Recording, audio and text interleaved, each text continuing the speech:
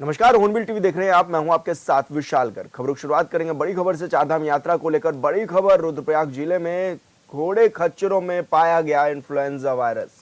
422 घोड़े खच्चरों की सैंपलिंग के दौरान 12 में मिला वायरस।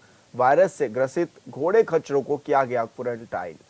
तो बड़ी खबर आपको बता रहे हैं, जहां पर पशुपालन विभाग ने कैंप लगाकर घोड़े खच्चरों की जांच की थी।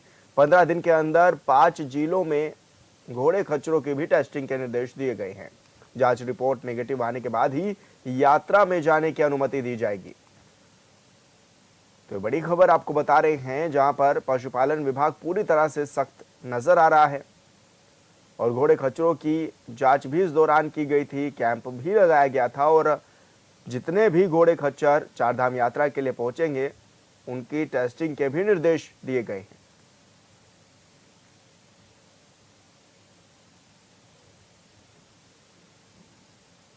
संवाददाता योगेश आर्य हमारे साथ फोन लाइन पर जुड़ गए हैं। योगेश, क्या कुछ जानकारी मिल रही है, किस तरह की तैयारियां भी हैं चारधाम यात्रा को लेकर और घोड़े खच्चरों को के लिए किस तरह से टेस्टिंग प्रक्रिया भी जारी है?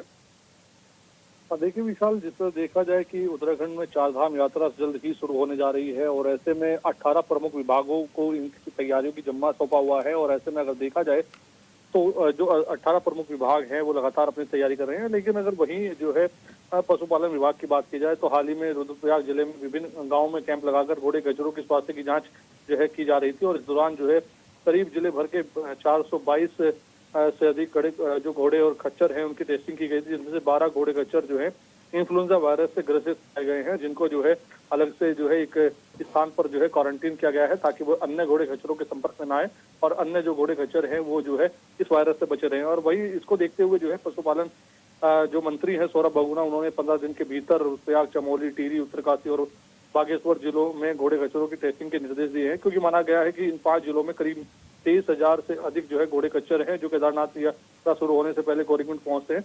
तो इसलिए उनके 15 दिन के अंदर जो है स्वास्थ्य की जांच की जाएगी और टेस्टिंग रिपोर्ट नेगेटिव आने के बाद ही उन्हें यात्रा में जाने की अनुमति दी जाएगी। इसी के साथ अगर देखा जाए तो ये भी निर्देशित किया गया है कि जो दूसरे प्रदेशों से आने वाले घोड़े खच्चर हैं उनकी निगरानी की जाएगी, उन्हें भी जो है टेस्टिंग की जाएगी। उसके बाद अगर उनमें भी इस तरह का वायरस मिलता है तो क्वारंटीन किया जाएगा। अगर नेगेटिव रिपोर्ट आती है तो उनको जाने दिया जाएगा। रुद्रप्रयाग जिले की अगर हम बात करें तो 2 क्वारंटीन सेंटर बनाए हैं, जिनमें एक फटा और दूसरा कोतमा में बनाया गया है, जहां घोड़े खच्चरों को बीमार होने को उन्हें रखा जाएगा। जी, तो ऐसे में क्या माना जाए योगेश, कितने घोड़े खच्चर ऐसे हैं जो कि पहुंचेंगे चारधाम यात्रा में संपन्न कराने के लिए? देखिए अगर देखा जाए तो पिछली बार की अगर आंकड़ों की बात करें तो करीब 86 घोड़े खच्चर जो है पंजीकृत कराए गए थे यात्रा के दौरान के लिए। और अगर ऐसे में देखा जाए तो यह केदारनाथ, यमुनोत्री और हेमकुंड साहिब के लिए जो है पंजीकृत हुए थे 2024 के दौरान जब यात्रा हुई थी। लेकिन 2025 की यात्रा की बात करें तो अभी तक जिस तरह से अभी टेस्टिंग शुरू हो रही है, टेस्टिंग के बाद रिपोर्ट नेगेटिव आएगी, उसके बाद उनको पंजीकरण के लिए कहा जाएगा, उसके बाद कितनी संख्या में वहां पहुंचेंगे देखने वाली बात होगी। हालांकि जो प्रदेश अन्य प्रदेशों से आने वाले हैं उनके लिए भी ये टेस्टिंग अनिवार्य रहेगी और टेस्टिंग के बाद रिपोर्ट नेगेटिव आएगी तभी उनको आगे जाने दिया जाएगा। यानी कि देखा जाए तो जिस तरह से इन्फ्लुएंजा वायरस जो है निकलकर जो है सामने आया है, तो ऐसे में जो है पशुपालन विभाग चौकन्ना हो गया है। और पशुपालन विभाग के जो मंत्री हैं सौरभ बगुना, उन्होंने साफ तौर पर निर्देश दिए कि 15 दिनों के भीतर जो है ये तमाम जांच की जाएंगी और उसके बाद ही जो है रिपोर्ट नेगेटिव आएगी तो इन्हें भेजा जाएगा, नहीं तो क्वारंटीन सेंटर जो बनाए गए हैं उनमें जो है इनको रखा जाएगा। जी, बिल्कुल योगेश, बहुत शुक्रिया आपका तमाम जानकारी साझा करने के लिए। और हरिद्वार से बड़ी खबर मिल रही है। गंगा से चंद कदमों की दूरी पर अवैध शराब की बिक्री जारी है। खुलेआम हो रही अवैध शराब की बिक्री। शराब की बिक्री का वीडियो भी सोशल मीडिया पर हुआ तेजी से वायरल। शराब माफियाओं में नहीं बचा प्रशासन का खौफ। तो बड़ी खबर आपको बता रहे हैं, जहां पर खुलेआम अवैध शराब की बिक्री हो रही है और गंगा से चंद कदमों की दूरी पर ही ऐसा देखा गया है, जहां पर शराब की बिक्री का वीडियो भी अब सोशल मीडिया पर तेजी से वायरल हो रहा है। और ऐसे में शराब माफियाओं में अब कोई खौफ नजर नहीं आ रहा है प्रशासन का, जबकि हरिद्वार क्षेत्र में पूरी तरह से मदिरा प्रतिबंधित है और ऐसे में अवैध शराब की बिक्री हो रही है। तो देखा जा सकता है कि कितना खौफ जो है वो शराब माफियाओं में है और प्रशासन के दावे भी यहां पर फेल होते हुए नजर आ रहे हैं। शराब की बिक्री का वीडियो सोशल मीडिया पर खूब जमकर वायरल हो रहा है, जहां गंगा से चंद कदमों की दूरी पर शराब की बिक्री हो रही है और प्रशासन आंखें मूंदे बैठा है। तो बड़ी खबर आप तक पहुंचा रहे हैं, जहां पर गंगा से चंद कदमों की दूरी पर अवैध शराब का कारोबार जारी है और ये शराब की बिक्री की जा रही है। खुलेआम अवैध शराब की बिक्री हो रही है, लेकिन प्रशासन कहां है नजर नहीं आ रहा है। प्रशासन का खौफ भी नजर नहीं आ रहा है लोगों में।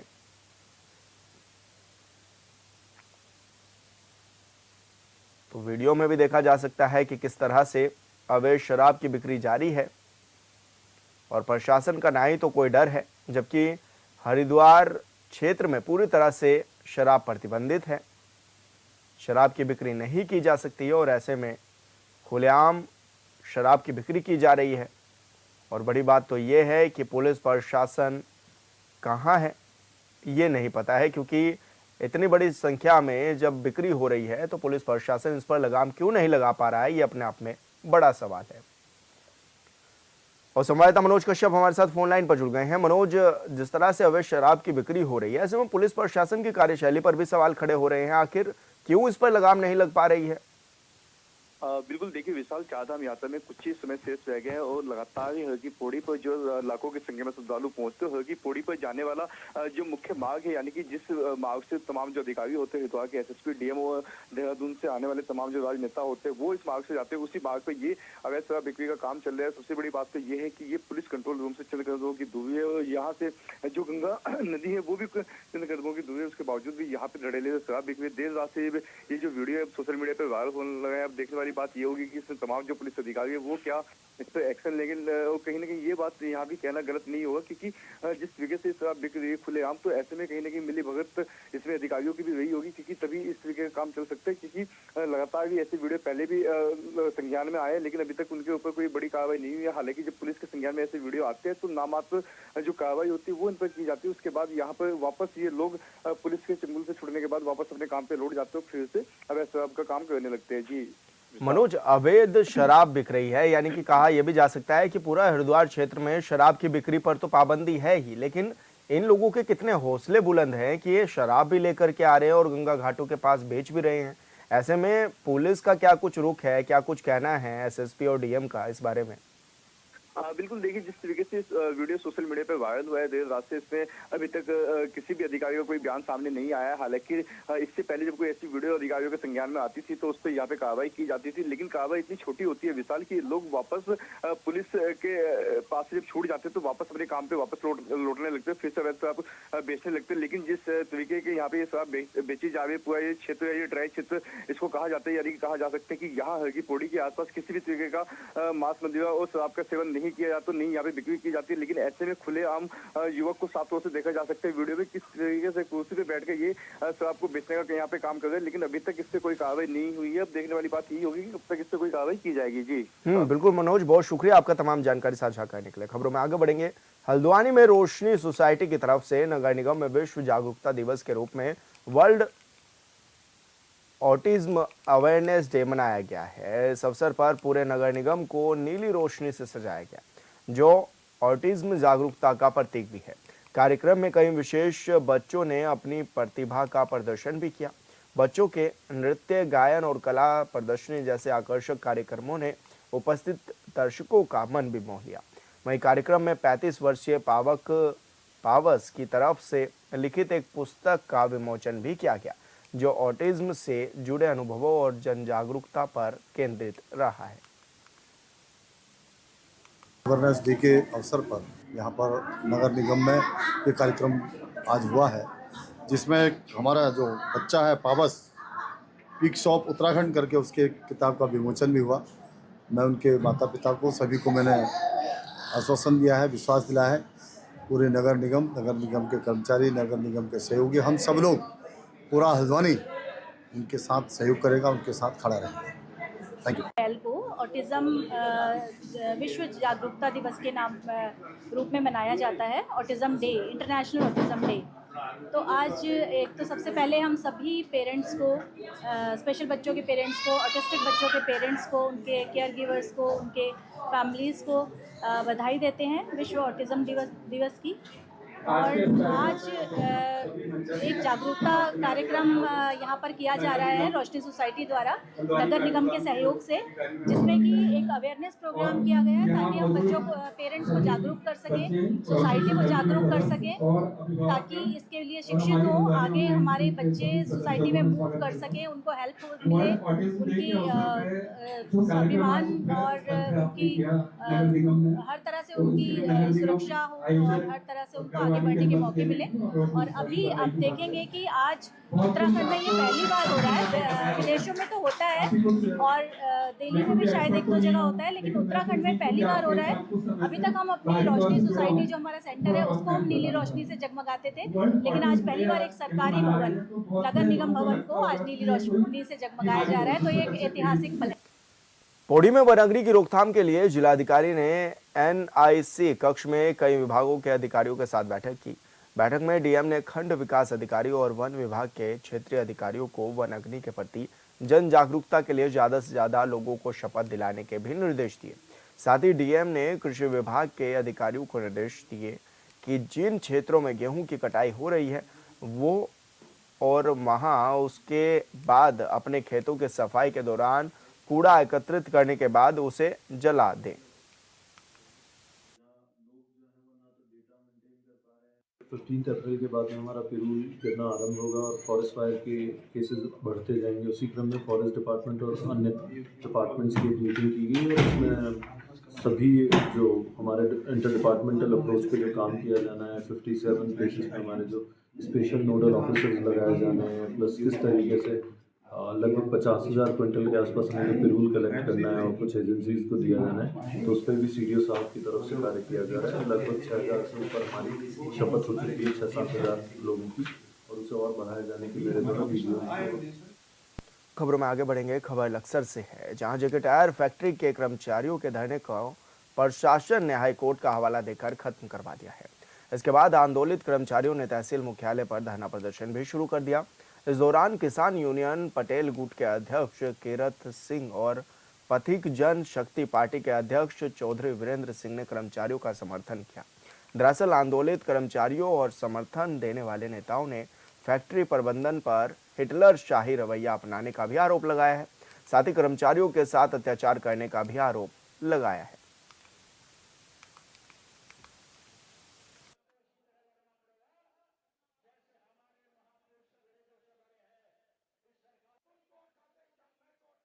महापंचायत वहीं जेके कंपनी के गेट पर होगी, अंदर घुसेंगे और उसे चलाने का काम उसी दिन करेंगे जिस पर रोका जा रोक लो।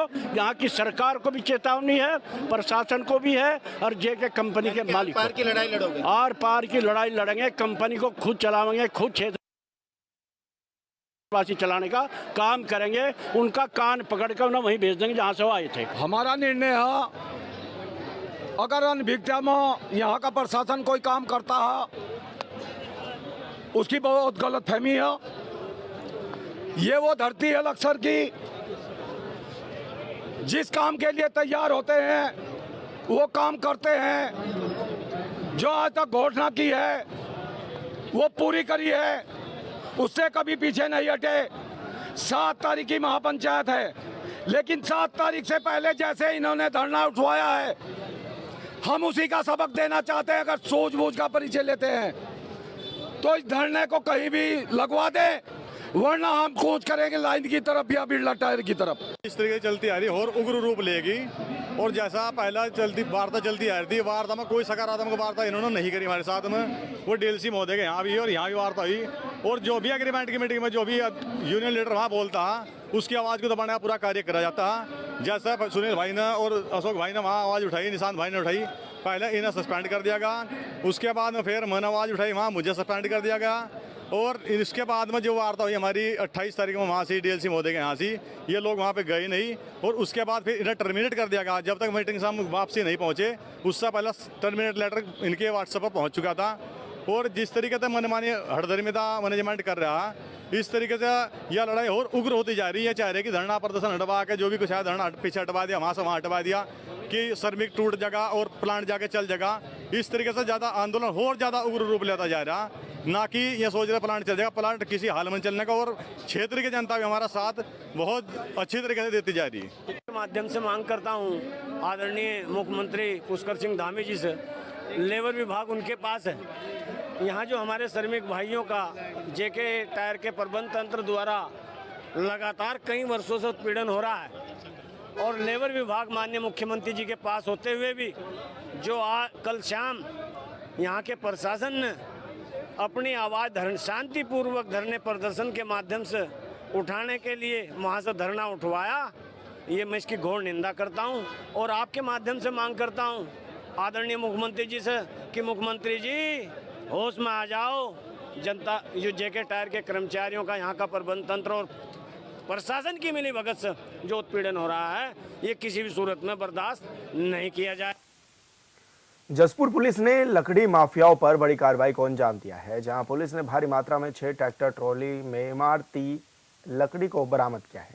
आरोप है कि वन विभाग की मिलीभगत से जंगल से कीमती पेड़ों का कटान कराया जा रहा था, जिसको लेकर विभाग की कार्यप्रणाली संदेह के घेरे में भी नजर आ रही है। फिलहाल पुलिस मामले की जांच में भी जुटी हुई है।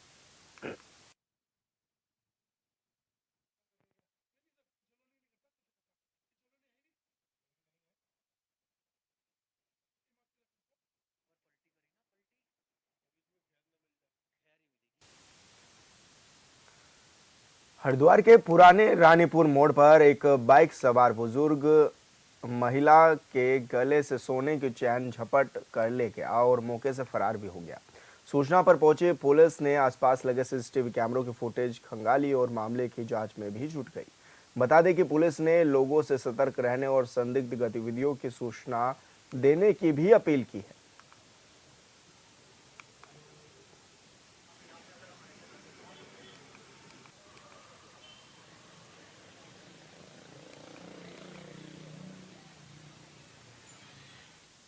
उत्तराखंड के उत्तरकाशी में ऐरावत पर्वत पर मां कुटेटी देवी का मंदिर है, जहां नवरात्र पर श्रद्धालुओं की भारी भीड़ लगती है। मान्यता है कि मां कुटेटी देवी के दर्शन से भक्तों की मनोकामनाएं पूरी होती हैं।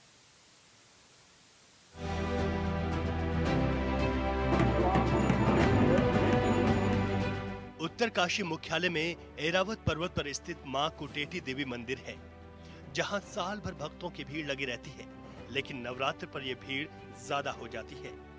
सुबह 4 बजे से भक्तों की भीड़ यहां लगनी शुरू हो जाती है और लोग मां भगवती राजराजेश्वरी कुटेटी देवी की पूजा अर्चना करते हैं। कुटेटी मंदिर में नवरात्र चल रही है, और ये तो चैत्र नवरात्रि या सूर्य नवरात्रि जो चारों नवरात्रि हमारी होती है, वो यहाँ पे उसकी एक अलग अलग महत्व है।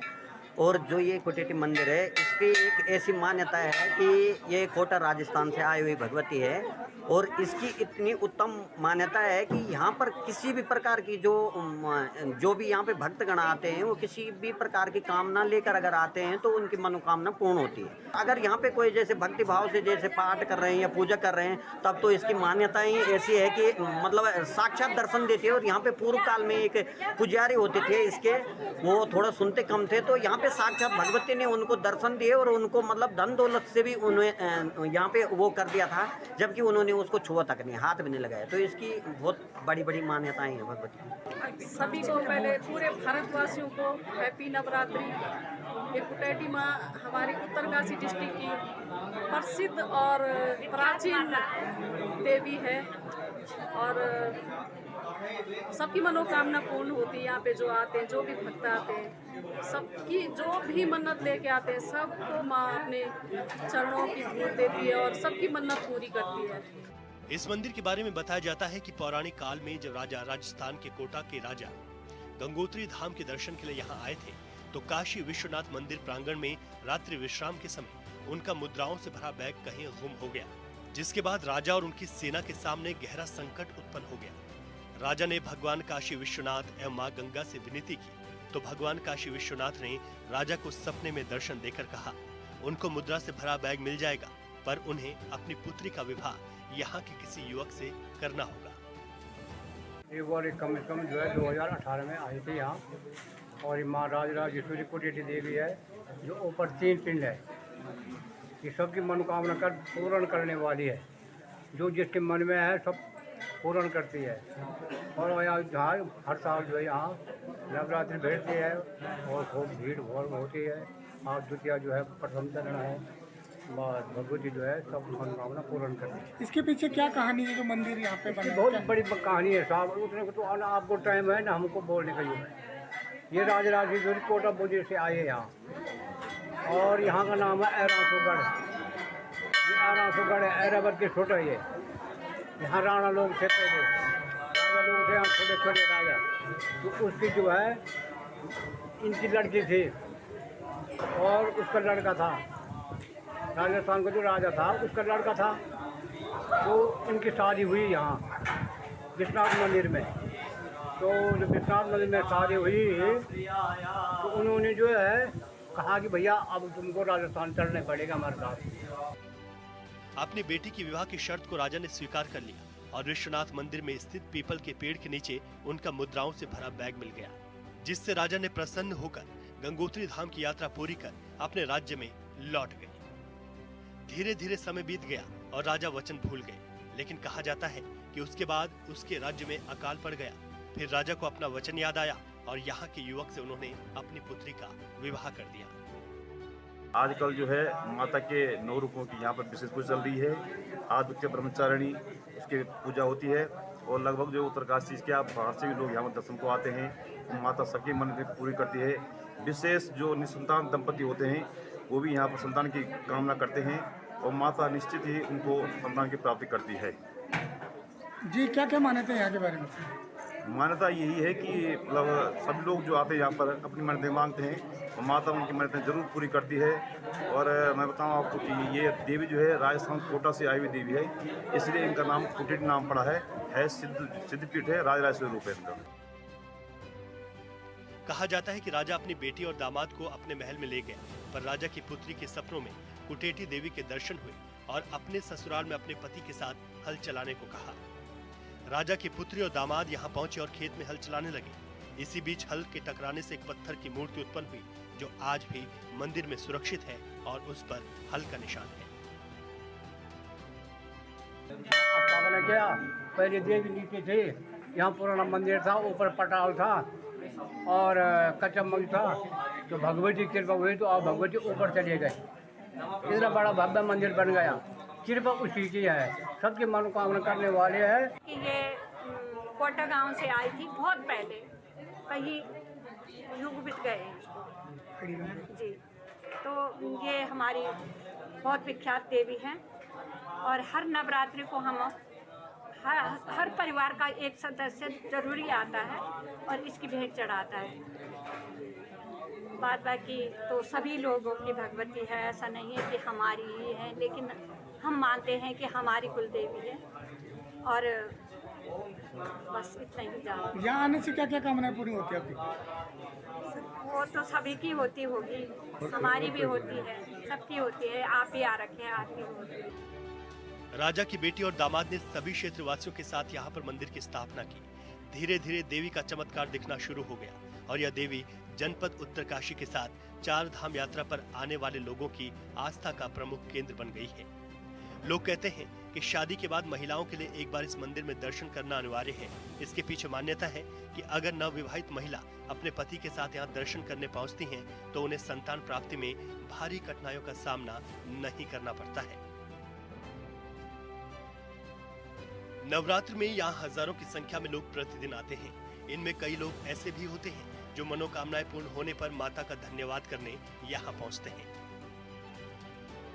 Bureau report, hornbill TV. और फिलहाल इस बुलेटिन में इतना ही। आप देखते रहिए हॉर्नबिल टीवी। नमस्कार।